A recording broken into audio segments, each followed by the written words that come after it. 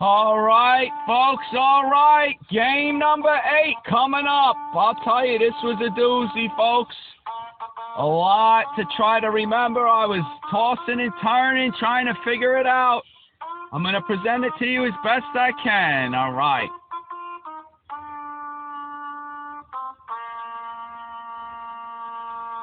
Yeah, even by the music, you could tell I'm dragging, folks. I'm dragging. I gotta admit it. This was tough. I need to mellow out a little. I'm getting stressed. You know what I mean? This is the game of chess. You're supposed to enjoy yourself. Here I am, struggling line after line. I tell you how these two guys played this game. You know, must have been pretty stressful. Now, let me tell you this much. Look, the few games we went over now, right? We're game 8. We're up to game 8. Let me just quickly tell you something from the notes. I hold in my hand Morphy's Games of Chess, all right?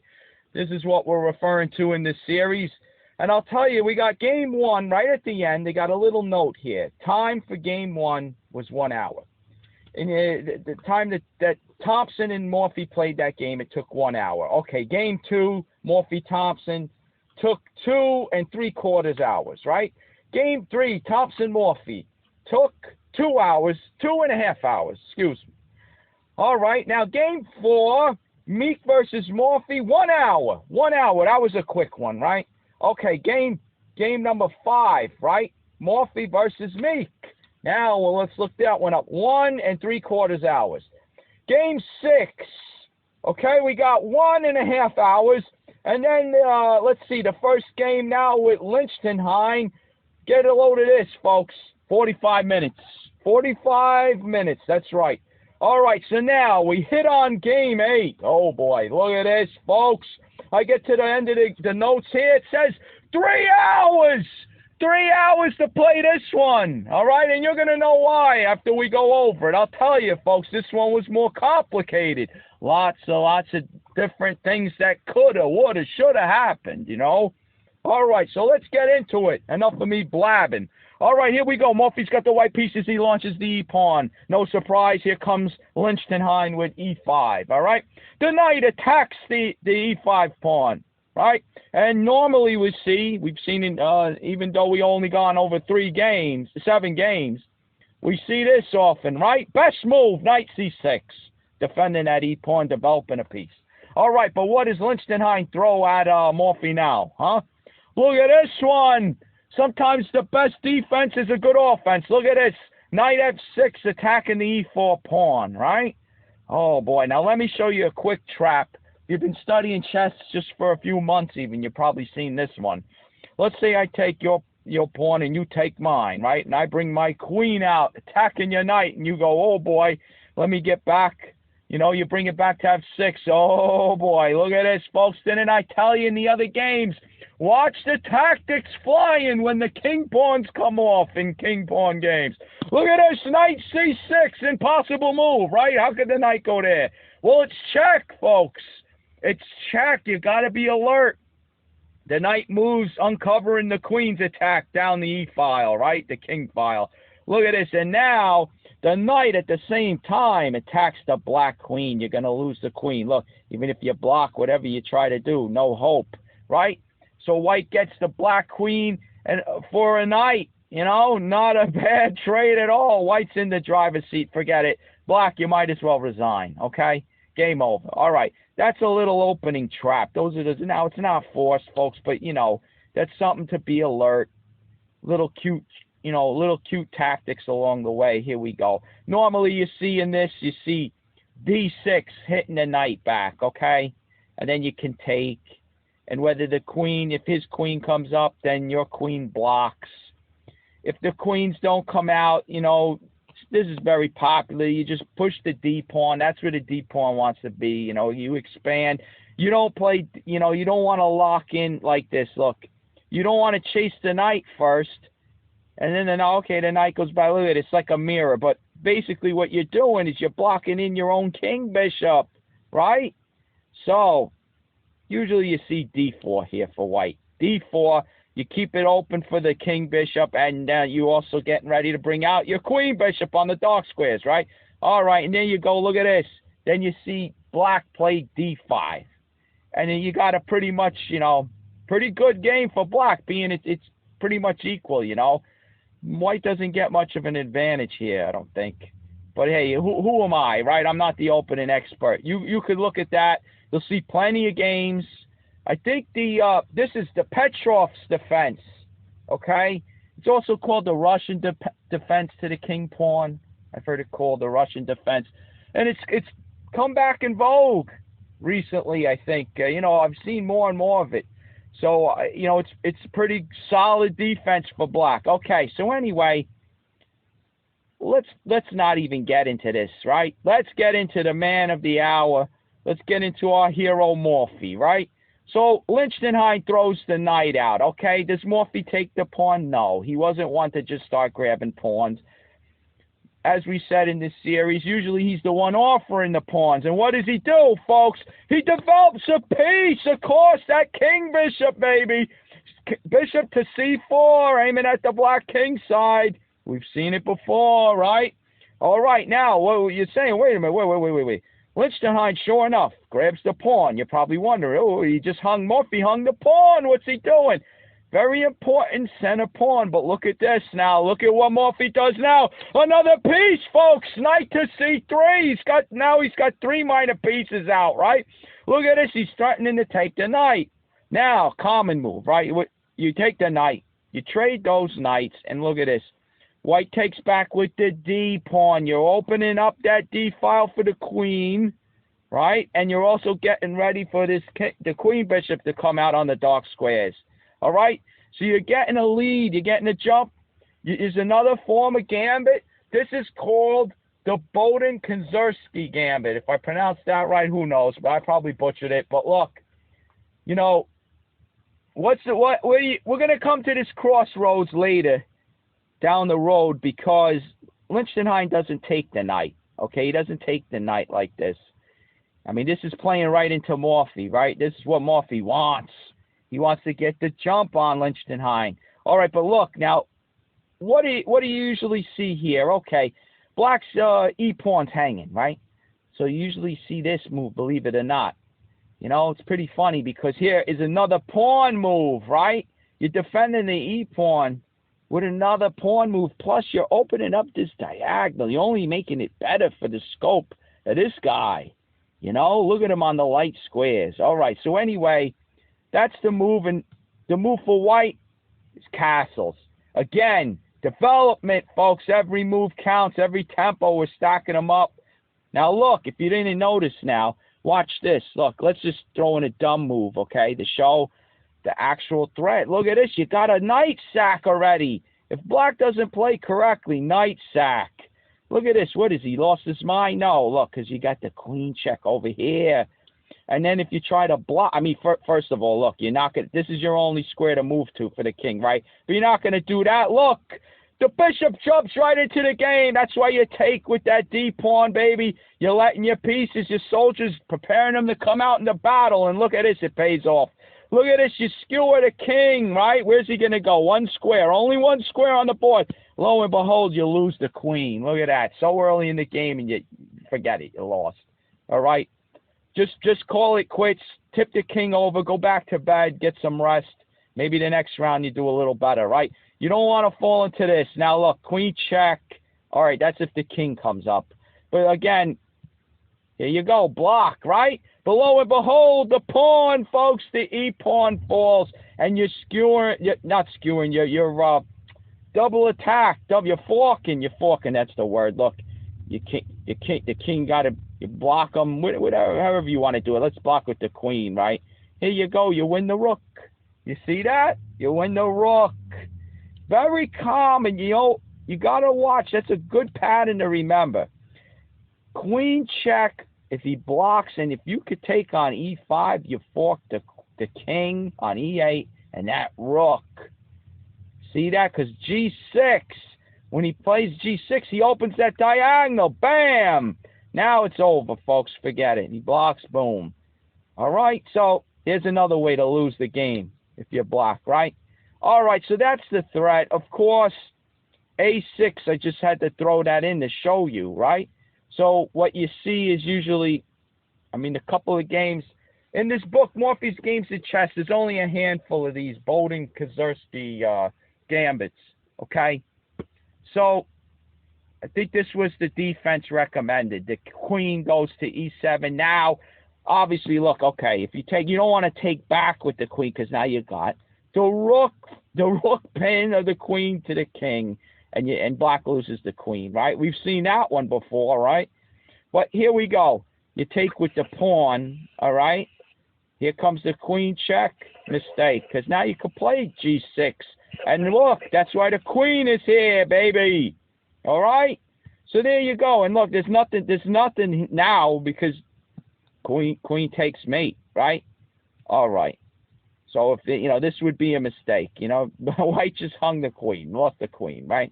All right. So anyway, that's why the queen comes to e7. All right, we're getting a little deep into this opening, okay? But I like you to see, if you want to try this one against your opponents, right? Fine and dandy. This is a good one. You bring out the bishop to think you lost your mind. Hey, you just lost your e-pawn, buddy. All right. Look, again, here's the tempo. Here's the logic of the tempos, folks, on this move that Morphy whips out, knight to c3, right? If the black knight takes, again, we've talked about this in the other games. This black knight made 3 moves. Look at the score sheet over there. Knight f6, knight takes e4, knight takes c3, right? 3 moves, and you're taking a piece that white only moved once. Knight to c3, right? So you're throwing away 2 tempos. And look, even though this is a dinky pawn move, you are preparing your queen bishop to come out. So, it's a valuable move in terms of tempos. Okay? So I say, and then just the way this falls, this being the most common move I've seen played, I don't know if you could get away with this. Look, I didn't investigate this because we got to get back to Morphy's games, right? Morphy's game. But I've seen this in the few games that are played. This seems to be the move. You're strengthening the bishop for white, that diagonal, and now you're just castling. You made another developing move. I mean, this looks pretty good for white. You're getting a good jump on black, who hasn't even developed a piece yet. All right? All right, so there you go. That's the Boden-Kozersky. Probably said it wrong each time, right? But anyway, here we go. All right, we're going to get back because here's what happens. Okay? Morphy develops the bishop. Lichtenhein takes the pawn. Morphy develops the knight. And Lichtenhein throws a move out that the notes say here. He declines the Boden-Kozersky with a move of which he is said to have been the originator. How about that? All right, so Lichtenhein throws this d5 move. Pretty good move. He's getting ready to bring his queen bishop out, and he's hitting Morphy's bishop on c4, right? Okay, not bad. Now, Morphy takes it, okay? He takes the pawn, and now Lichtenhein's knight is hanging, okay? So, if he takes here, he destroys the defender, but he doesn't win a piece because, folks, again, you definitely got to take with the d-pawn because now you want your queen to protect the bishop on d5, all right? If you take like this, look, if you take like this, forget about it. You just want a piece. You can't fall into that, all right? So remember, this is in our scheme anyway when we play this type of gambit. So anyway, all right, look, I'll tell you what, even thinking about this, now if black was to follow up, maybe can he do something? No, look, he can't. If you figure, all right, if he moves, now you get to trade queens, okay, and you're doing good for black. But I'm just looking at it now, all right, as we go, and of course you got this one. You got the bishop takes. I mean, if he takes this, then you grab this guy, right, and you're winning. You won the queen, right? All right, so he comes up. I mean, this is his only square, folks. What do you think the move is now, huh? What's that pattern we just showed you a minute ago, right? Look at this, folks. Again, the bishop leaping into the game. Look at this. Devastating consequences. He's forced to take the bishop now. It's his only safe square to go to. And again, you lost. You lost the queen. You lost the game. Now, guess what? I'll tell you, this game, it's got so much. I just stumbled into this. All right. So anyway, it was just a thought, an idea. It comes up, can black trade queens? And if you look quickly, you see, even the engine finds it. Look at that. Bishop takes f7 check. I tell you, folks, the game is full of booby traps. All right. So anyway, here we are. Morphy takes the pawn on d5. All right. Now, Lichtenhein doesn't take the knight. Okay. What he does is he maneuvers the knight back to f6. Now he's attacking the bishop on d5 again with the queen and the knight. So even though he's moving the knight back, he's hitting that bishop, which now has to move too. So black's not really losing any tempos, believe it or not. So Morphy brings back the bishop to b3. And to prove what I'm saying, okay, if you look at these moves here. Look at these moves. You got on the score sheet, black moved his knight 3 times. Knight f6, knight takes e4, knight back to f6, right? 3 moves for that knight. Look at the bishop, though, the king bishop for Morphy. Bishop c4, bishop takes d5, bishop e3. So they both burn 3 tempos, okay? And it's still black's move. Now, white has 3 minor pieces out, right? But look at this. You got to understand something. All right. On this move, Lichtenhein, it's his turn. What he does is he defends his e-pawn, which is hanging, all right? Okay.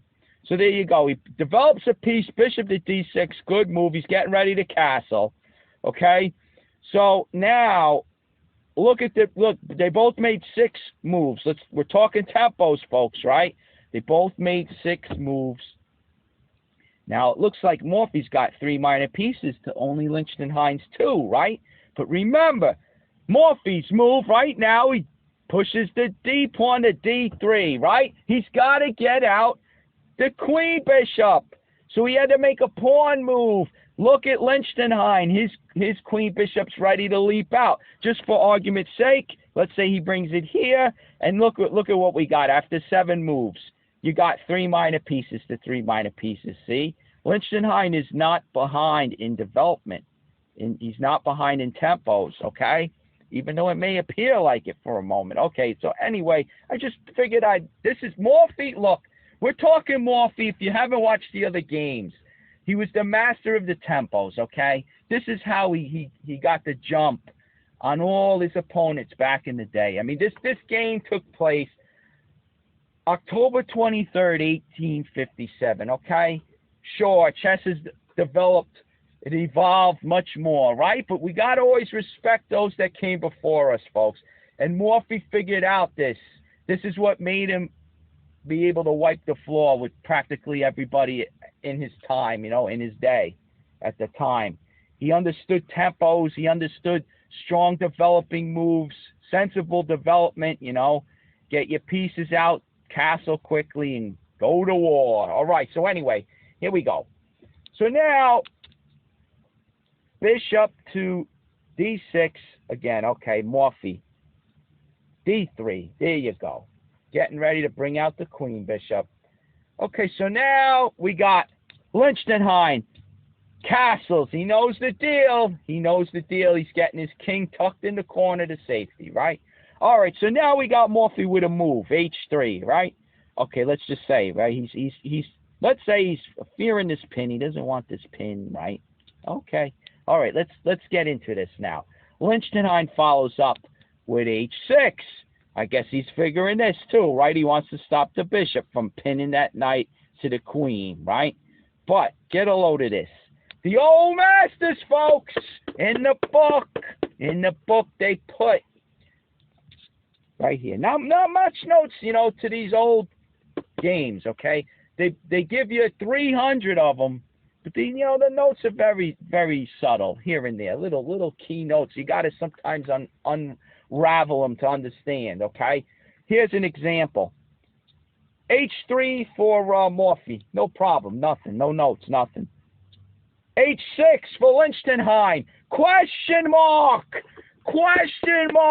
right? Dubious move, not the best, not a great idea, right? Now, They don't give anything. Why? They just put the question mark and they leave the mystery to you, right? To figure out why is that? Why is this move for Morphy good, and yet the same move for Lichtenhein is given a question mark? It's bad. All right, here we go. Let's look at the positions, folks. Always the position, right? Look, Lichtenhein is castled. Morphy has not. He has not castled kingside. Morphy can go long, as they say. He could castle on the queen side. So he's not playing this primarily to stop the bishop pin. He's playing it to support the, okay, we'll play this one, right? He's playing it to also to support this G4 pawn push. He's going to launch this into the enemy position, into the castle position like a missile. He's going to launch it like a bomb that's going to disrupt the whole kingside castle position, okay? So this is support. H3 supports G4. Get it? Because, look, obviously the knight covers that square. The knight covers that square, right, folks? I mean, okay, he put H3 there. That's to support the pawn push. Okay, so now, I mean, look, if you're trying to make sense of it, what I'm saying is you can't just push it now. I mean, he's got the one, he's got the bishop, right? He's got the knight that covers it. I mean, they're covering G4, but now with the H3 pawn push, no one's going to, unless Black's preparing a sacrifice, you're not going to do that. All right, look, that's the point. G4, support the G4 pawn push. Lichtenhein's move, right? Lichtenhein's move, H6. He doesn't want to push G5. He's not going to push his G pawn. He's got the king over there now. He already castled. As the king side pawns, when you castle, when you move your king side pawns, I mean, sometimes you got it. When you're on the defense, sometimes you have to, But when you do, you only create a target. You create a weakness. You create something for your opponent to go after. Okay, now, here is Morphy's move. He develops his other minor pieces. Final minor piece to E3, baby. Bishop to E3, okay? And now Lichtenhein, not a bad move. Knight to C6. He's getting them out too, folks. You got to get those soldiers out if you're going to stand a chance. All right, look. Now we go to an important note. All right? Here we go. Steinitz, the first official world champion. I got to bring up, there is a note here that they put. He claims that right here, the move for Morphy was G4. And he gives this line, the knight swinging over here to capture that bishop on B3. He wants that bishop, the king bishop for white, very strong, aiming at the black king, very influential in the attack, okay? So Black's idea would be to just take this queenside knight, leap it over there, even though he's losing tempos now. For leaping this knight 3 times, it's worth the price to get rid of this bishop. That's how important this king bishop is in the king side attack for white, all right? So that's the idea. Now, Steinitz says that launching this pawn, okay, let's go back. Launching the pawn for white, he believes this is the best move for white. Here comes the knight. Now, Steinitz gives this. Now you're going right after him. Like I said, you're starting to disrupt that king side of Black, okay?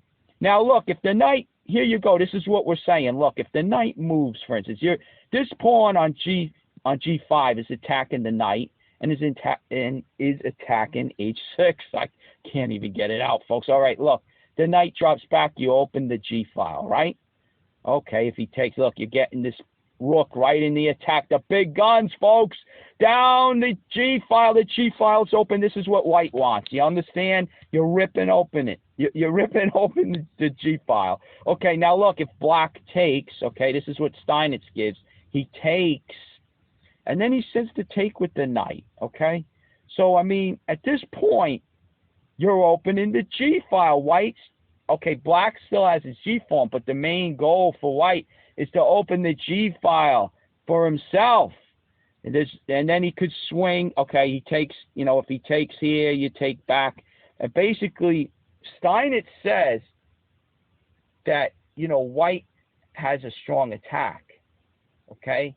This Steinitz claims that pawn to g4 at once is better for if then knight to a5, pawn to g5, pawn takes pawn, knight takes pawn with a strong attack. All right, I'm reading it verbatim, right from the book. But here you go. Look, now white gets, just to throw in a silly move, white wants to put the rook on the open g file. You get it? Now it's another soldier of the big guns into the attack. Black's going to be in trouble. Black's going to be in big trouble. All right, so anyway, here's the thing, though. It doesn't actually play out this way because Black's got a few good resources. If you take with the knight, right, you could take this guy, you take back, right? And here comes the bishop, look, pinning the knight. Because obviously the knight wants to leap. Folks, the knight wants to, here's your battle scheme, right? You want to bring the rook here, okay, just to throw in the dinky moves up for Black, just to show you. You want to throw this queen side knight. You want to get him over to the other side of the board. You want to trade him off for the defenders, right? You're trading off. You're trying to outnumber the attackers and the defenders on the Black king side. So if you could use a queen side piece to trade off one of Black's defending king side pieces, there you go. You're going to outnumber the defenders, right? So then you try to take this guy off, right? The queen wants to swing into play, but look, here's what I'm getting at, all right? I know I'm going on, but look. You take, like Steinitz says, take the bishop, and then you pin the no a6, you just pin the knight. You pin the knight, the knight's going nowhere to get over there, right? And then do what you want. I don't know. What's a move? Okay, look, you go here. This is what the engine's saying, okay? You start to bring those pieces over to the king side, but look, you take back, and here you go. Look at this move. I think this was a move. Look, is this good? Queen to what? You're gonna trade off the queens. If the queen moves, you're losing this guy, right? What are you doing? Yeah, look, he could even take the other one, right? Could he afford to do that? I don't even know. Because, let's see. Let's see how this works. You do something like this, he's gonna bishop develops taken. What are you going for here? What do you really get? Oh, look at this. Look at this tactic. Let's check this out. Again, folks, there was so many notes and so many lines. I'm just doing it off the cuff now. Okay, here he goes. Black's getting his own attack. He opened the D file. Look at this. See how important? You got to open those files for those rooks, the big guns. Once they get in the game, forget about it. You're in trouble. Look, now here comes the queen. Black's got his own attack going. Only square for white. Look at this. What is this? Let's see what we got here. All right, I see what he's going to do. He's going to trade off the queens. Look at this. So now he goes here, right? Only square. Oh, look at that. He decides to take. Okay, if he takes here, what I was quickly thinking, he blocks. He blocks it, right? He blocks it. Because if the king moves, you just trade the queens off and there's no attack left. There's nothing left for white. But did you see it, folks? Look at this. Here comes the check. King over. He doesn't go after the trading queen idea. He just takes the bishop over there. Look at that. You see that? And what's left? Black's up 2 rooks and a bishop. All right, come on. Look. Okay, this is what I'm saying. You what do you got? Your resources run out for white. Your resources run out. You pin, look. Black, I think you could even, after the knight takes, maybe you pin the knight first. You're planning to take it anyway. You could play it that way, or you just take the bishop first. I don't know. Look, you're taking these guys off. You're reducing the attackers. You're reducing the potential. You know what I mean? You're taking them off the board. That's what Black wants to do. When you're under the gun, swap down. Heck, if you swap down all the pieces, you can't. What kind of attack are you going to have with pawns, right? But, you know, just to note, I've seen the most crazy things, though, folks. Don't get me wrong. This is the game of chess. There's always the possibilities. I'll tell you, the game, I've seen checkmates with only pawns. Like, you won't believe it, with king support. Unbelievable. All right, anyway, look at this, folks. The thing I'm saying here, right, this is what I looked at. Steinitz, the first world champion. I can't ignore it, so I want to show it. The man, I'm not seeing what he saw. All right, he was the official world champion. Let me tell you, he was something else. He came after Morphy, okay, and he beat everyone in sight. All right, he had that little something else. He started positional chess, folks. He started to introduce positional ideas, right? Very strong ideas to strengthen your game. After you study Morphy, good idea. You pick up some games of Steinitz. You start learning. So it's like another side of the coin, positional chess. But check this out. What if you take with the bishop, pinning the knight? All right? Now, if he takes the bishop over here, get a load of this. I had to pose the question. You don't take back. He's hitting the rook, right? Oh, God, you're going to lose your rook. But, folks, I'm saying it now. I'm saying it. You're throwing more wood on the fire. Let him take the rook. Look at this. The knight on f6 is pinned, right? It's pinned. Why don't you put more pressure on it? Like I said, bring that queenside piece over. Right? Now the piece attack. Okay. Now he's pinned. He's attacked again. All right. So he takes the rook. All right. So you're really down now, folks. It's all or nothing. You're really playing. You're really gambling now. Okay. So look at this. Can you take with the knight? Well, you lose a tempo because now the pawn takes, and you got to move that bishop. You know what I mean? And I think out of the stronger moves when I played Shredder, I threw this at the engine. You know what I mean? I took with the bishop. That's right. He takes back. All right, so now I don't lose the tempo. I don't have to move my knight on e4, right? So now what do you think happens? The big guns come in the game. There's no blocking this one, folks. All right, so he's got to get over. Where's he going to go, folks? All right, look at this now. Here he comes. He's in check. So what does he do, right? Look at it already. Look at the engine saying block. When you see moves like this, you know White's got something, folks. Look at this. This is desperation. He's just throwing the piece. He's just buying time, folks. Look at this. All right, so anyway, no good for there. Not good. Look at. I'll show you what Shredder played. That's right. The Genius. This is the Chess Genius app. He's catching up. All right, look at him. King to h7. That's right. King to h8 is no good, folks. He needs to come up a little bit. Watch this now. Watch. Don't blink. Look at these moves, folks. It's crazy. Totally crazy. Now, what was the move? I'll show you what it was. I think I went all out crazy. I took the pawn. Look at this. What are you doing? What has he lost his mind? No, folks. No, he hasn't. Because if you haven't noticed, if he takes with the pawn, if he takes with the bishop, it doesn't matter. Pick one or the other. Here comes the queen. Swing it at h5, mate, baby. Look at this. The black king. Nowhere to run, nowhere to hide. Beautiful, right? So it gives, look at the threat, folks. The knight leaps. Where does it want to go? Leaps anywhere. I don't know. The engine was saying d4. Look at this. Throw the knight. Just get the knight out of the way, baby. Move. Clear it for the queen. The queen wants to leap to h5 and end this game. You see what I'm saying? The knight, doesn't matter where the knight goes. Just get out of the way. All right, so now, here we go. Look, king up, right? Now I leaped. Okay, let's show him. Let me show you what Shredder did, right? I leaped the knight. I took that pawn. I was a little greedy. I was feeling hungry. I took the little pawn anyway. Look at this. He threw the knight. He threw an in-between move.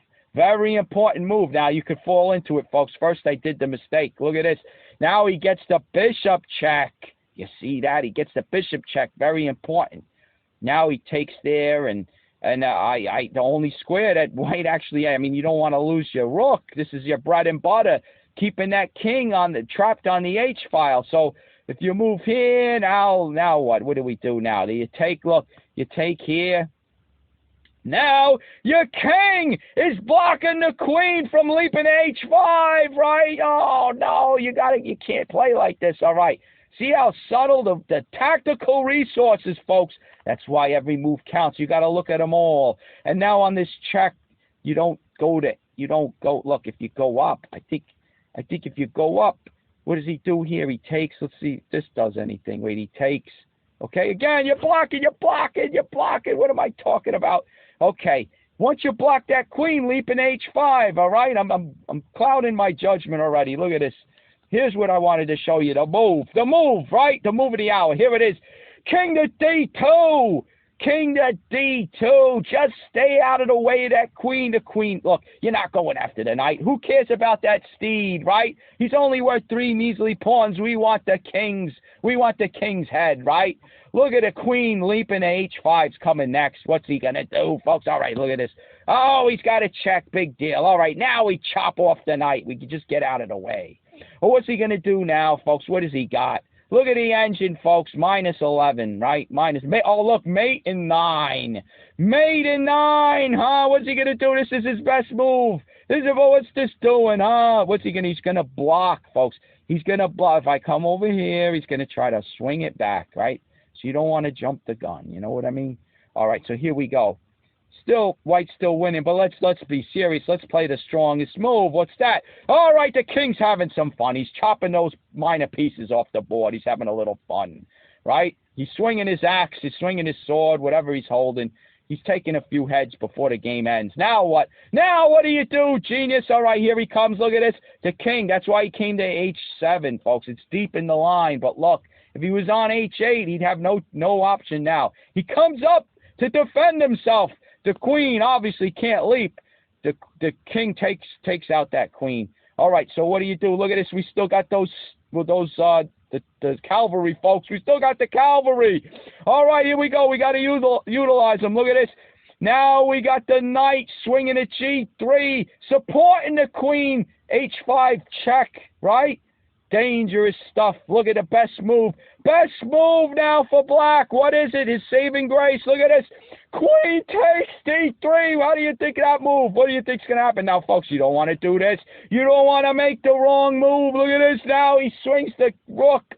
Oh, boy, whichever way you go, whatever. The next move for black, he takes off that queen. And all of a sudden, he's back in the game, baby. He's back in the game, right? Because, I mean, heck, look at this. He takes. Oh, boy, look at what you just did. See how quick you let your opponent back in the game. You don't take with the king, folks. You got to take with the knight. Take with that knight, baby. Keep that king sheltered. There's no rook check winning your queen now, and it's only a matter of time. Look at the engine. Mate in 6. All right. Do we have to go any further? Who knows? What's coming up here? Look at this. Here comes the queen check. Here comes, you go this way. You go that way. It's not going to matter. It's not going to matter. Look, here comes the check. The discovered check of the night. All right, king, only square. He can't, he can block it, but where does this really get you, folks? Doesn't matter at this point. All right, let's do it. Let's do it. The engine's saying to do it.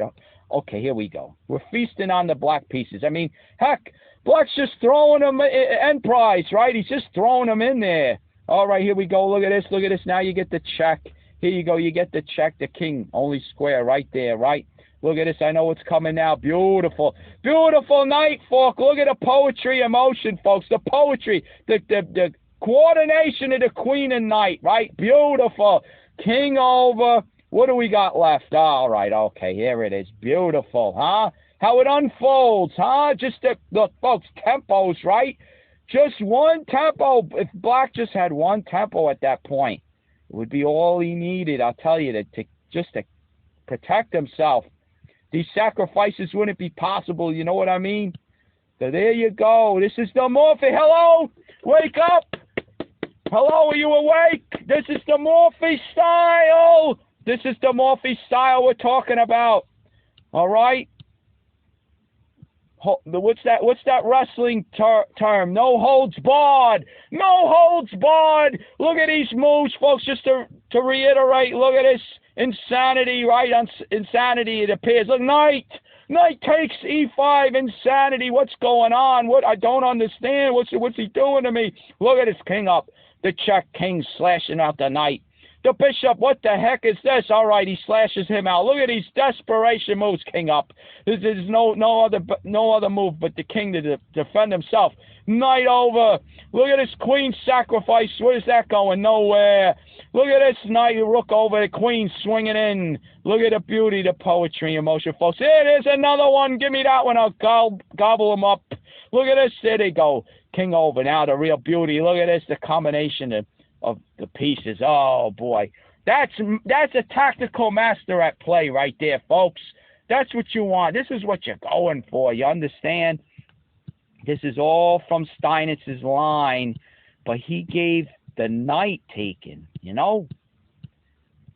He gave, let's keep going back. You know, I know we went a little deep, but folks, this is basically all forced. It's all forced. Look, if you take with the bishop, I think that's the better way to go. You're pinning that knight, and when he takes the bishop, you know, don't move your rook. Look at what happens. You jump into the attack, and how many of your opponents think they can survive? A lot of your inexperienced players goes, hey, the knight, the rook's worth more than the knight. I'm winning. I'm taking that rook off, baby. Yeah, I'm winning. Doesn't see what's coming, folks. You know what I mean? Okay? Even strong players make those mistakes. All right. I mean, maybe you think, I'll tell you, maybe you think you don't see all those tactics. You know how hidden they are? Those little subtle moves, right? The knight taking on e5. Maybe black doesn't see it. He figures, I can defend. This is no problemo. He probably figured you were going to go like this, right? Take the knight back. And he calculated from there. Lo and behold, you probably thought after you leap here, you probably figured you're gonna not take over here. You're just gonna take the knight, right? All right. Anyway, I'm going on and on. But Steinitz, he gave knight takes, and like I said, I don't see it, folks. I just don't see it. Because look, if you take here, when you take here, right? I mean, look, what are you gonna try it now? I mean, the knight on f6 is pinned. You get it? So, I mean, I don't even know which way you want to go. I mean, do you take here first? Look, you take here first, maybe. Or could you just take, the engine says take over here, right? Look, and sure enough, the engine's going queen takes, right? I mean, if you take here first, try to be fancy, it really doesn't do anything. You're not destroying the king's castle, you understand? That's what was so crucial. We got the rook on the open g-file. The bishop took the knight. Okay, here there's no more pressure on that on f6, so the queen could take. So the pawn stays on g7, shielding the king. You know, these are those subtle differences. You take here, right? He takes. You leap over. He takes, right? Bishop takes. Now he has to open up that king position. And you get the big gun in there. This is the whole theme. That king is now, he doesn't have any breathing room. Get it? All right. I just like repeating myself. I like to get it through. I like you to see these ideas. You're going to use them in your game, folks. You don't think these are going to crop up? These ideas will come to you. You're improvising over the board. That's playing chess, baby. That's what Morphy would want you to be doing right now. Trust me, that's it. He's passing it on. I'm trying to give it to you as best I can, right? You're going to use these ideas. The ideas are more important.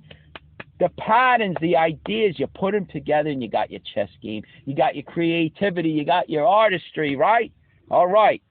So that's just some notes on this. This is what Steinitz says. He believes this was the move. All right. He's partially right, I think. Okay. He just gave this knight taken as best. But I think the bishop taken's better. But it's a moot point. Why? Because what does Morphy do, right? He doesn't play this. He backs up his bishop by developing a piece. This is Morphy again. Developing the piece. Develop the queen, folks, to d2. Even though it just moved up one little dinky square, it's off the back rank. Now, like I said, white could castle long. Morphy could go long if he wants. When he wants, he's ready to go, baby. He's got black guessing too. He could castle either way like this, right? Maybe he will castle short. Maybe he'll castle long. Who knows, right? You want your opponent questioning, not sure what you're doing. Always keep your opponent questioning, not sure what the heck you got planned. All right, because it's the punches you can't see coming that knock you out. You ever hear that? You got to understand. The one that knocks you out is the punch you don't see coming. All right, so anyway. All right, here comes Lichtenhein. Throwing the knight to a5, going after the bishop. Okay, we discussed it. He wants to take out that king bishop. Okay. So now what do you think Morphy does? Well, here we go. He plays the pawn. He plays the pawn up to g4, right? All right, it's all unfolding according to plan, baby. All right, so now the knight takes. The knight takes that bishop. Get that. Now, look, folks, let's just a little note. I don't want to forget them. You know, sometimes the obvious. You don't want to take with the c pawn. You don't want to isolate your d pawn. You understand? That's weak now. That little pawn has no one to help him out. No other brother pawns, right? Come on, sensible move. You got to understand. Capturing with the a pawn, you keep these pawns together, right? They're linked up. They're backing one another up. And plus, maybe you swing this rook up. You got the open file. Maybe he's going to swing up to a4 and swing on over to the king side. Who knows? Who knows? It's a possibility. Again, have your opponent question. Because is he going to do the rook lift? Who knows? Maybe he will. All right, so anyway. So now a pawn takes back the knight, right? So now what do we have? Lichtenhein develops his last minor piece to d7. Good move. All right, so he's got to get him out, right? Now, let's get into this one, folks. Here we go. A little lecture on this move. Move by move, I'm taking you through it, folks. We're getting through the wilderness. All right, look. Here we go. The queen backs up that bishop. That pawn moved up. We discussed it, folks. We discussed this, forcing open the g-file for white. You know, he's going to bring that rook over there, castle long. He'll have the rooks. He'll be trying to attack that king down the g-file, right? This is the idea. But, folks, did you notice something else about h6 forces the trade, right? Because if that pawn wasn't there when you play this, right, if that pawn was still on h7, it wouldn't force black to take, you know? I mean, he could just move the knight. But with the pawn attacking two pieces, with attacking the h6 pawn and the knight, one moves, the other gets taken. You know what I mean? And then white's opening the g-file. Okay? So after this, he doesn't push the pawn, though. There's another tactic involved, another idea. All right? And again, folks, I told you this game went 3 hours so far out of all the games we looked at. This one went the longest. Why? Because it becomes the most complicated. It has all these attacking possibilities. They had to look on both sides of the board, right? Where's my defensive move? What can I do this, folks? Can I sack my bishop on h6? This is what I'm getting at. This is what I'm trying to say, all right? Take the pawn on h6. You get 2 pawns for the piece, right? The bishop's worth 3, right? 3 pawns, but you're getting only 2. But folks, you're now the black king is naked. He's got no shelter. Can white do this? Can he do it, folks? Doesn't he have enough in the attack? All right, that's the question, okay? Now, ultimately, the answer is no, okay? The answer is no, but let's just look at a couple of lines, okay? For instance, this is one. Shredder throws this out quickly, but if you let the engine run, it finds better moves. But let's just look at this idea, right? The bishop gets on this diagonal, attacking the f3 knight. If you're under the gun, if you're being attacked, you want to trade pieces. Now, the knight is pinned to the rook. The knight is pinned to the rook, so you're figuring out I'm going to take that knight off. There'll be one less attacker, right? All right, so I'll be pretty good. Maybe I could then white only has the rook, but the file isn't open, so he really only has a lone queen, and I could, you know, chase him away, her away, and that's it. All right, that's the idea. But look at this. Lo and behold, you just push the pawn. You push the pawn up. Let him take the knight. Forget it. You take his...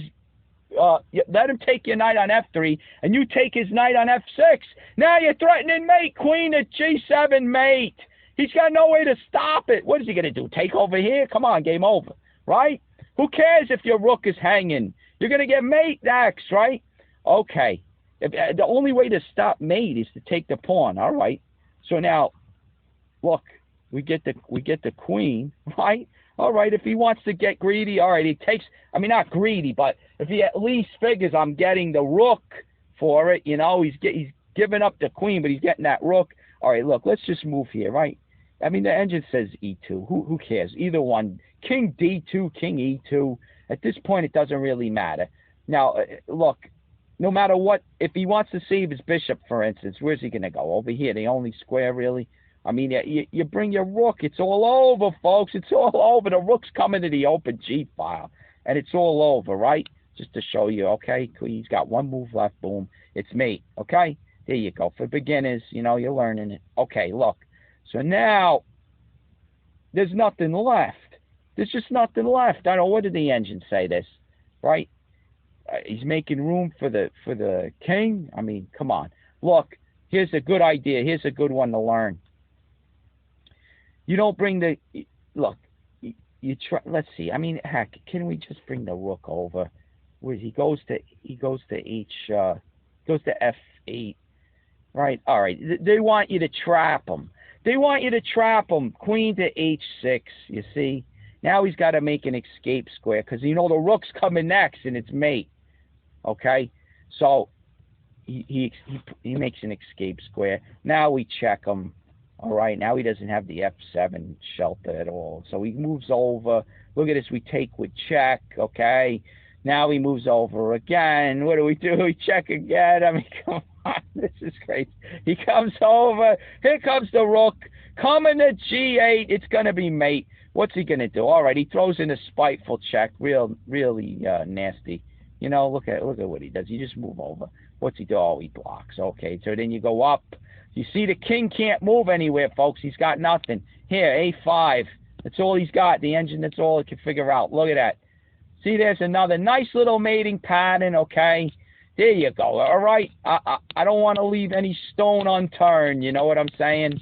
No stone gets left unturned. All right, so look, here we go. So you can't take the knight. You can't take the knight. You got to move you can't take the knight with the bishop, so you got to move your knight out of attack. All right. So there you go. Okay? But lo and behold, folks, here comes the pawn up. Let me see. Wait, is it pawn up or rook over? I think rook over was better. You're threatening mate. Yeah, rook over. Watch this one. Okay, now if he's greedy and he takes, you still lose. You still lose, folks. Look at this. G6. Okay? Now, if he tries to swing, you're threatening mate. Queen takes knight on H7 mate, right? Okay. I mean, if he tries to make an escape square, no good anyway. He takes and then he mates you on F7 with the support of the pawn, right? All right. Good one to see. Good one to know. All right. So anyway, the knight moves back. Let's say, okay, he moves here. Look at this, folks. You push forward with the pawn on this one. You push forward. Look at this. Now the queen is going to try to mate on just to throw in a silly move to show the threat. Queen to H8 mate with the support of the pawn on G7, huh? That's a nice one to know. Now look, the only move on the board, folks, is to block the queen out. Knight to H7, and I know you see it, folks. You're screaming it. Pawn takes rook. You promote to the queen, baby. Double check. Double check. The queen on F8 is checking, and don't forget the rook on G1. Folks, the open G file theme. Don't you forget it. Going to be very crucial, all right, and many other lines. Okay, so there you go. Game over. Double check. King can't get out of the double check. Game over, mate. All right, so there you go, right? There's a line just to throw to you, right?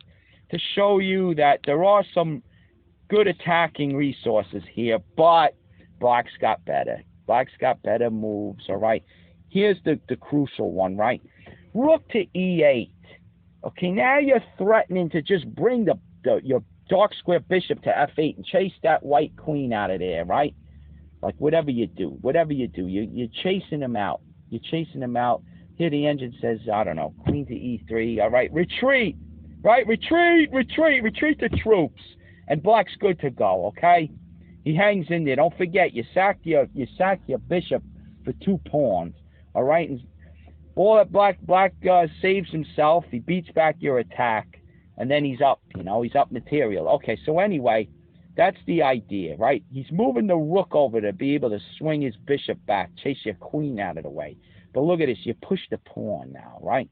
All right, so now if he tries it, look, lo and behold, folks, you missed it. Queen takes knight, right? The queen takes the knight. You got your piece back. All right. So now you can't bring the bishop back yet. So you swing the knight over. You swing the knight to h7. All right. So now what do? We try to influence mate on h7 again, right? Again, if he tries to come back here, boom, it's over, folks. Supported a pawn on g6, right? So all right. So again, you push the pawn.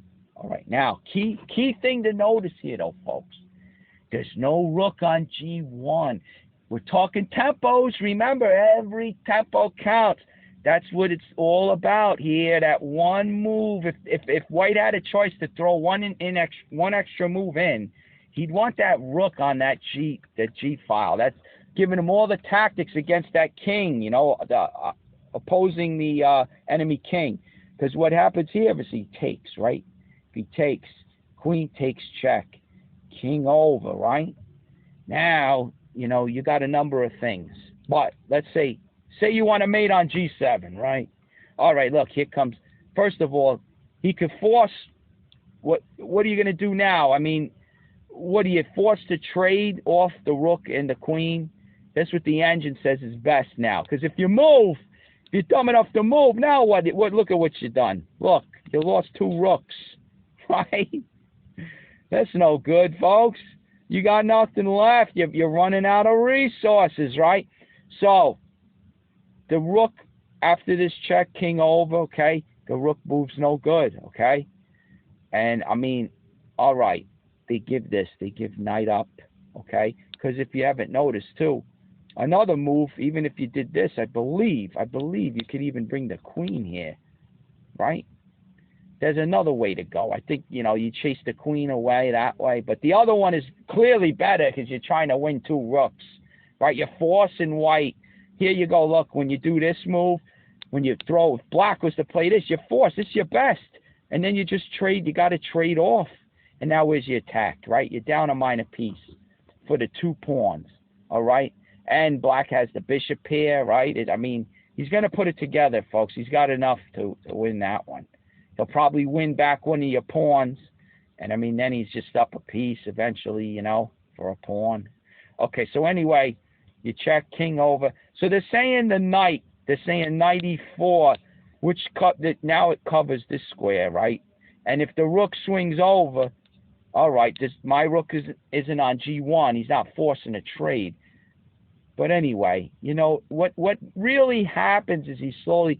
this is the move that the engine likes, I guess, right? We're not even letting it run. I let it run long, don't get me wrong. I let it run. Basically, what happens here, you run out. You run out of, steam, folks. The attack, black has enough to defend here, right? This is how it goes. So I'm just showing you the ideas, right? So, look, white this is not a good idea to sack at this moment, because after queen takes, rook over, black has enough. Get it? Black can stop white from getting mate, okay? And then after the dust settles, black's got the material. He wins the endgame, right? So it's premature, folks. It's too early. So what does Morphy do? Get a load of this. Now, you figure, why am I going into all this? Why am I yapping away on things that didn't even happen? For your understanding, folks, so you understand this game a little better. What does Morphy do now, right? I'm going to show you the move. There's no notes to this. Don't get me wrong. The book, Morphy's Games of Chess, doesn't go into all this, right? But now I'm going to show you the move that it does say in the book, and now you'll understand it better, right? What's Morphy's move here after this? Right? Morphy he took back, right? Lichtenhein brings the bishop up. We just discussed. Too early to sack. What does Morphy do? He moves the rook to g1, folks, right? We're going to open that G file, baby. He brings the rook to g1. That was one of the moves in his attacking scheme. We looked at it, right, folks? We looked at it. Come on, let's get with it, right? Makes sense. I hope it makes sense. Now, if Lichtenhein was, let's say, he gets obsessed with the queen side for some reason. He wants to advance his pawns, right? Who knows why, right? If he plays a totally useless move like a6, now let's look at it. Now Morphy's got the rook on g1, right? Let's see how it plays out now. Now you go over here, right? Okay, you push the pawn. Again, no time to do this, because, heck, now look at it. Now look at how deadly it is. You don't just win back your piece like this, right? Like we did before. We got the rook on g1, baby. We take with check. Now what does he do? He's got no move. All right, look at the desperation. Block, you take, right? He's got a block, you take. Game over, right? Big difference. The one tempo, folks. We're showing it if Lichtenhein had played a6, you just waste the tempo. Look at the difference, right? He can't play he can't play bishop f8 yet. Okay? He plays the move knight to h7, right? Now what do? Now we move. We got the rook on g1 already. Look at this. We pushed the pawn, baby. We pushed the pawn. We did it before, but now we got the rook backing it up, right? Okay, so now what does he do? All right, similar. We've seen this idea before, and we pushed ahead, right? Remember we pushed ahead, folks? We threatened mate on h8, but get a load of this. There's no, look, knight comes here, right? Comes here to block the queen out. Hey, there's no pawn takes rook, right? No pawn takes rook, double check. With promotion to queen, double check, right? So what do, folks? Look at this. We got to tweak it a little bit. We got to tweak it, baby. Look at this. Pawn takes pawn, check. King's got nowhere to go. It's a double check. Don't get me wrong. Double check. Rook check. Pawn on f7 check. He takes. Okay, he's got to take it, right? Now get a load of this. The knight. Beautiful. Look at him leaping into the attack. Perfect square. Now where's he go now? What's he going to do, right? Only 2 squares. He could go here, right? Simple enough. Now, look, we don't check here, folks, because, hey, don't forget him. The defensive pieces are still lurking about. Simple enough. We do this one first, right? And then if he goes over here, no, again, folks, we can't do this one. Remember, but here's the other pattern. If you can't hit him with this one, you hit him with this one. Look at this, mate. The knight gives the check. Look at this knight coming in. Unbelievable, right? The patterns, folks, the ideas, baby. Absorb them. Absorb them. I'm building you up. You're going to be a deadly weapon, folks. You're going to walk into the tournament. And I swear that they're going to have fire extinguishers around. They're going to fire. The boards are going to light up, folks. You're going to light them up. All right, look. All right, again, look at the beauty, folks. Boom, you hit him with the knight. Now, look, again. Well, you say if you check, right? And he goes there. Well, what if he goes this way? You know the pattern, folks. You know this one. Boom. Knight to f7. Simple enough. Supported by the knight. Look at this. Beautiful, right? Okay. Here we go. So there you go. This is what's happening. This is how it unfolds, right? So anyway, knight goes over there. You push the pawn. All right. He doesn't move the knight. He takes. He's desperate. He takes. What do? He's got to take, right? All right. So we take. Now what? King moves, it's over, right? Mate on g7, checkmate. All right, so there you go. We got him. We got him all because of one dinky move. You play, folks, I've said it before, you could play the game beautifully. You could play the best moves on the board, and you only have to make one silly mistake and throw it all away. And in this case, this move, right? Okay, we're going back a little further here. Here's the point, right? Rook, Morphy plays rook over. He's setting it up, folks. If Lichtenhein was to make the mistake, and let's give him credit, he doesn't play a6, but this is the point. One little mismove, you could play the whole game beautifully. You play one little mistake, it could mean all the difference. You give your opponent that one tempo, it could mean all the difference, okay? All right, so Morphy. Rook to g1. What does Lichtenhein do? Let's give him credit. He's only in the American Chess Congress, which was all the best players of the day in America, right? Lichtenhein, give him credit. He's in round 3. He beat the other 2 players in the other 2 rounds, right? All right, so he earned it. What did he do? Good move, Lichtenhein. Knight to h7. Good move. Getting that knight out of the way. That was a move in the defensive scheme, right? One of those defensive moves. Okay. So now what? Now what? Does Morphy sack? No. He doesn't have enough. Now, remember, folks, remember. The knight moves to h7. It abandons the e4 control. Do you know what Morphy does next, right? Do you know what he does next? Knight to h7 by Lichtenhein. What does Morphy do? We've seen this idea, this move. He wants to bring it into play now. It's part of the attacking scheme, folks. What do you think he does? Come on. This happened in 1857. Come on, let's read the mind. We're detectives. What do you think he does? Knight to e4, of course. I'm giving you all the clues. I'm laying it out as simply as I can, folks. As best I can. Look at this. Knight to e4. You want that knight. Again, queen side piece over to king side. You want to outnumber those defenders. Come on, baby. Here we go. All right, so now what, folks? Now, what do you think happens now? How about this, folks? Look. Let's play it this way, too. Let me show you something. What if Morphy just sacked, huh? Here we go. We get our 2 pawns. Uncover that king. Lo and behold, simple enough. Boom. Queen comes up. Get out of here. Get out of here, white queen. Come on. You're not going to fool me with this nonsense. Come on. And the best move the engine's showing right now, e3. Come on. You got nothing, okay? You chase the attack away, all right? Now, here you go. Here's another idea behind this move. Knight to e4. Look at this. He covers this square now. All right, so if a dinky move like this was played, all right, let's throw it in. Let's see. Does it work now? Look at this, folks. The queen can't come up and offer the queen trade now, can he? Can she? Whatever, however you want to put it. Look. Knight. Whammo. All right, so anyway. So now, okay, we threw in that silly a6 move, right? Okay. Boom, boom, boom. All right. And you know, again, all the ideas start to come into play, right?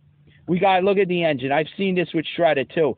The bishop comes to c6, trying to trade off, right? Trying to trade off those knights. Get a load of this now. This is beautiful. There's one particular line I can't wait to show you. I got to show it.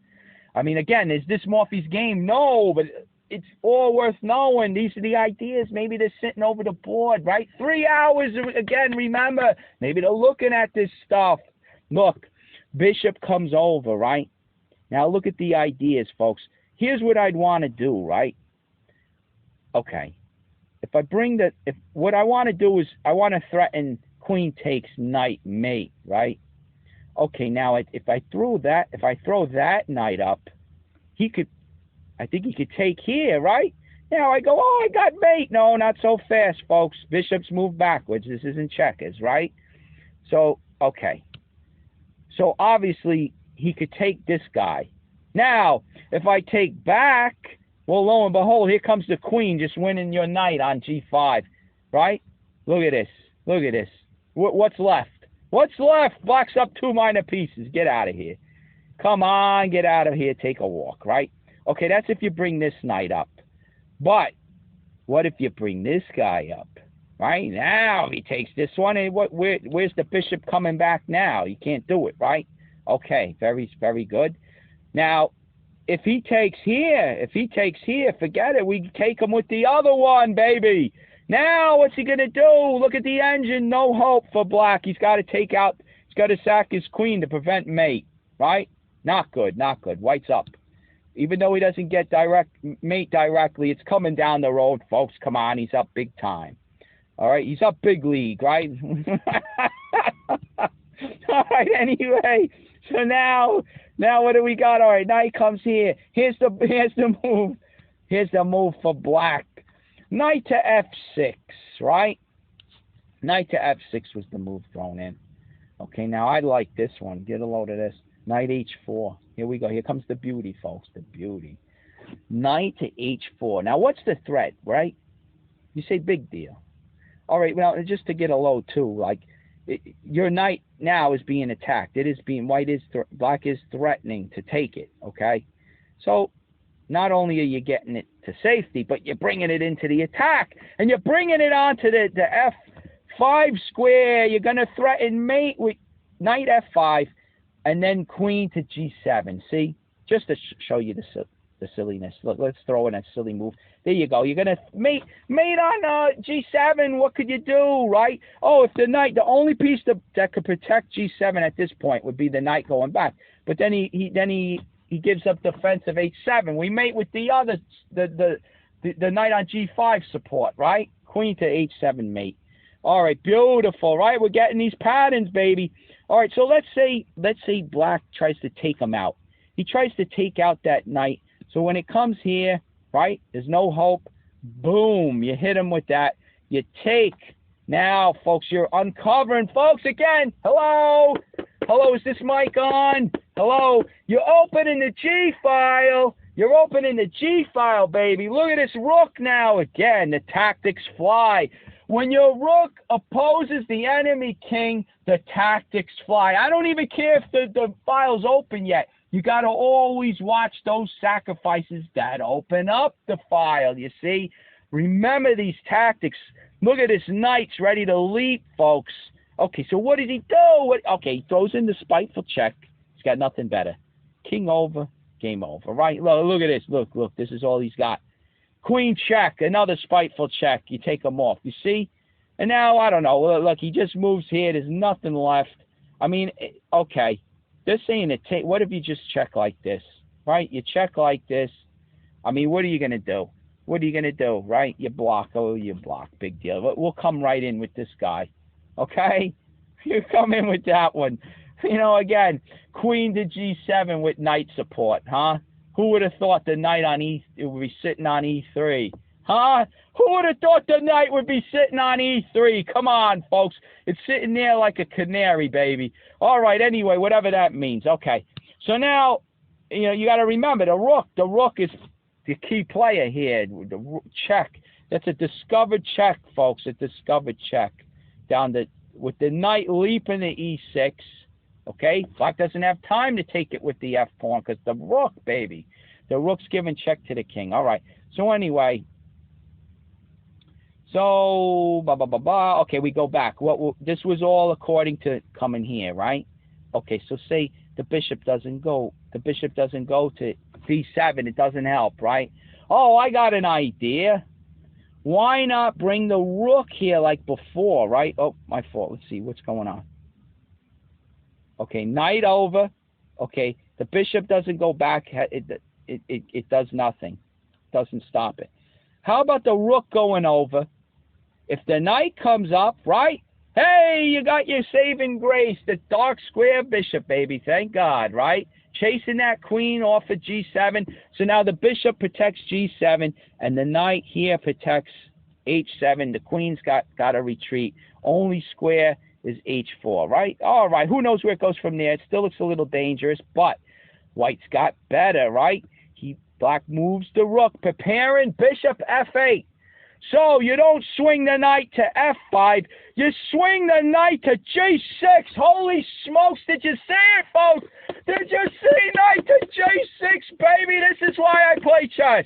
This is what it's all about, folks. Beauty, the beauty, the artistry. Look at this now.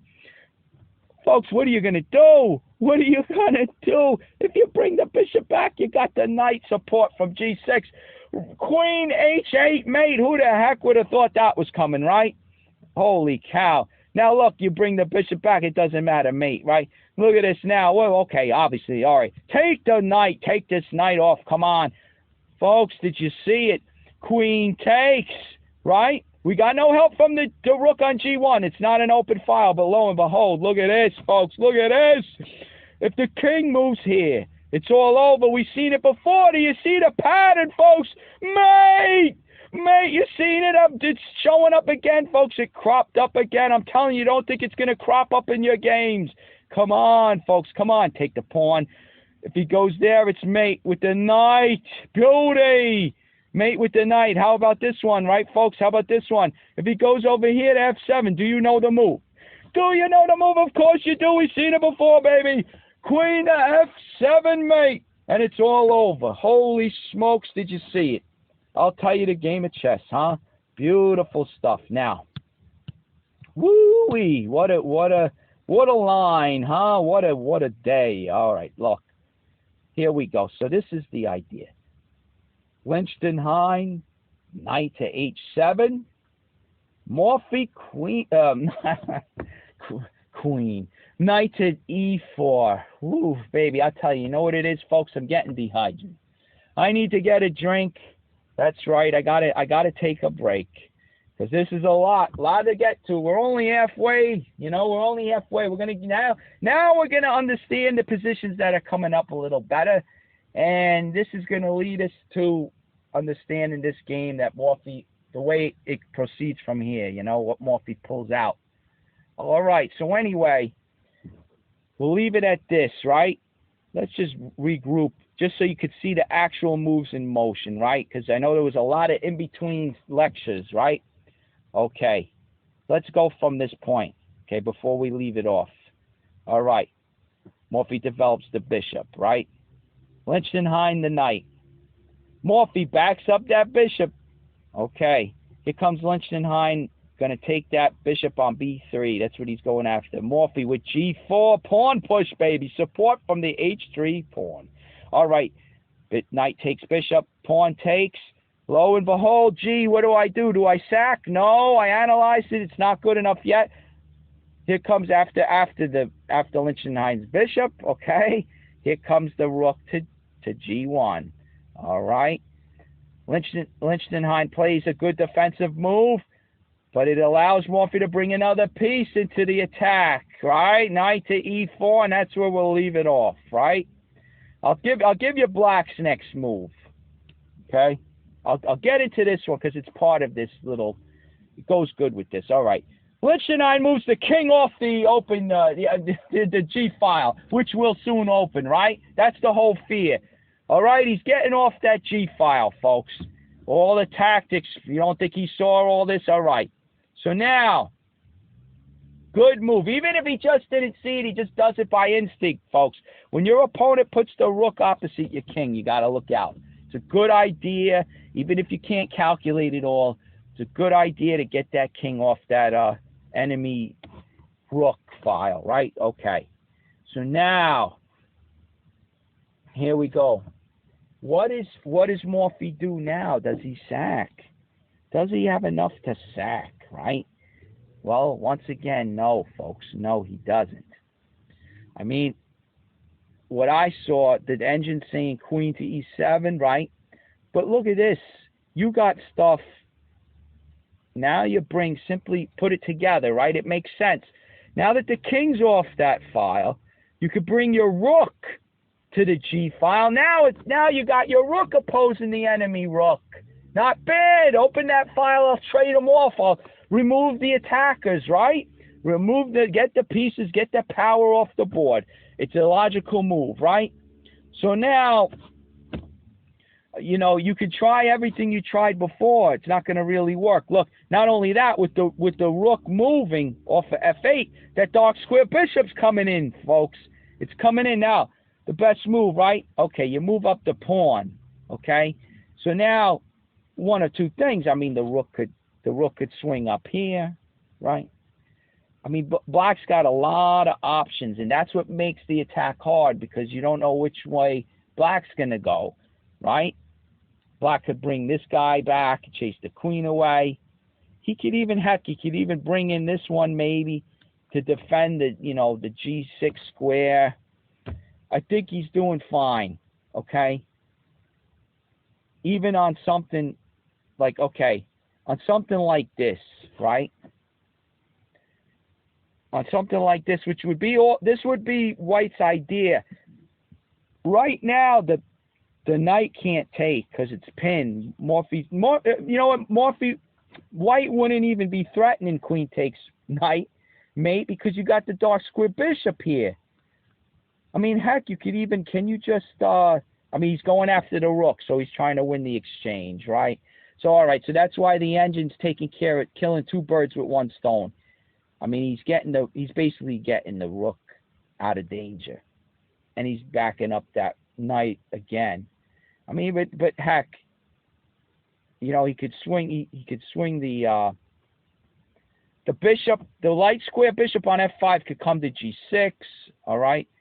I mean, you know, you go like, okay, he's swinging this guy here. Folks, it's still a game like this, you know. Maybe I didn't make the best moves. Maybe the best move wasn't the bishop up here. You know what I mean? But still, black's got ways of defending. Look, even the engine's just saying, chase the queen out of the way. Right away, get out of here. You don't want that knight swinging to f6. Maybe that's the best move, you see? So that's a lot better for black. This one, let's see what this does, right? Again, chasing the queen. So, I mean, you know, if he moves to here or here, maybe black has enough. He beats back the attack. Okay, so this is the difference. So, okay, let's go back. We're rewinding. The question was knight up here. Lichtenhein's move was king to h8. And does Morphy have enough to sack here? The answer is no. Rook g8 is fine for black. Go from there, right? So, Morphy, okay? Morphy doesn't do the sack. You got to understand, they're probably calculating all this in between the moves. Each move being made, they're thinking, does it work? Does it? Doesn't it work? Can I do this? Can I do that, right? So, after the king moving over, Morphy decides to attack a different way, and he pushes the pawn, the G pawn up. Now he's attacking that H6 target, see? All because you pushed it up. This is why. Back at move. Let me get the right move. Move 8, folks. H6 for black. Move 8. Got that question mark. This is why. All the possibilities, you know, wasn't the best. You're giving your opponent a target. So anyway, after you've seen all those moves, right, what is Lichtenhein, and what did we conclude? Open G file, bad, right? Open G file is very crucial to the attack for white. So, does Lichtenhein want to take the pawn? Does he want to take it? I mean, look at it. Look at how strong this square is for white. He's got every piece in his army practically on it. He's got the rook, the two knights, the bishop, the queen. I mean, basically now you're opening up the G file. You're giving white what he wants, right? So Lichtenhein knows, all right, no way am I going to take on G5. Let's leave that G pawn there. We keep that file closed. Let's move our pawn up, right? So Lichtenhein, H5, right? Lichtenhein, H5. Okay. So now let's leave it at that. That's a good spot to leave off, because now we have a different form of attack. We looked at the bishop sacrifice type of attack. Now we're sort of the game sort of changes, okay? One little subtle move, big difference. No open G file, and it's a whole different game now. A whole different attacking scheme, right? A whole different approach arises now, okay? Lichtenhein's still the one being attacked. Morphy's still on the offense, all right? He's got the initiative, but the attacking plan changes. All right, so now I'm going to take my break before I pass out, all right? I love this game so much, it's actually detrimental to my health, right? Detrimental to my health, because I could go on, and I'll eventually pass out. All right, and what good is that? All right, folks. So I'm gonna edit this. Don't worry. With modern technology, I'll bring it back to you.